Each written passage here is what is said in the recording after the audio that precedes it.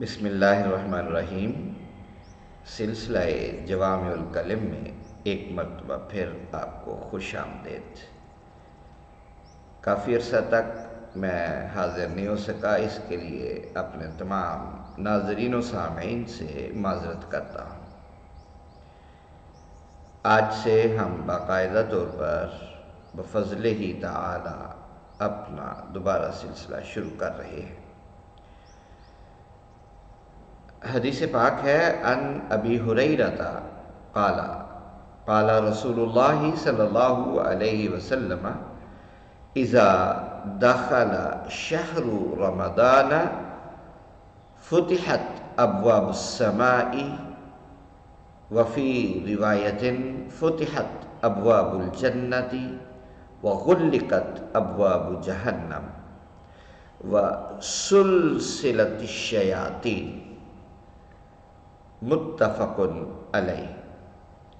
یہ جو حدیث پاک میں نے آپ کے سامنے پیش کی ہے یہ متفق علیہ ہے، اور جب کبھی کسی حدیث پاک کے ساتھ لفظ متفق علیہ آ جائے اس کا مطلب ہوتا ہے کہ اس کو امام بخاری رحمۃ اللہ تعالی علیہ اور امام مسلم رحمۃ اللہ علیہ دونوں کی کتب الجامع الصحیح للبخاری میں اور الجامع الصحیح للمسلم میں ذکر کیا گیا ہوتا ہے۔ اس حدیث پاک کا ترجمہ یوں ہے کہ حضرت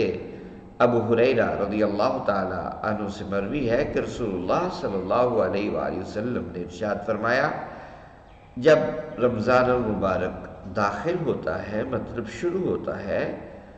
تو آسمان کے دروازے کھول دیے جاتے ہیں،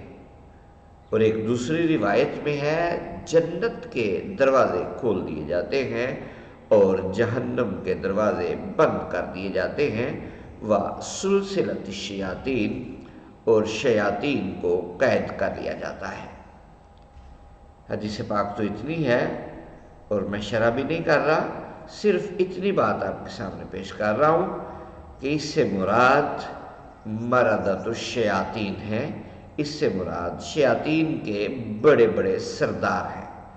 چھوٹے چھوٹے شتنگڑے وہ کھلے رہتے ہیں اور انسان کا نفس بھی آزاد رہتا ہے، اور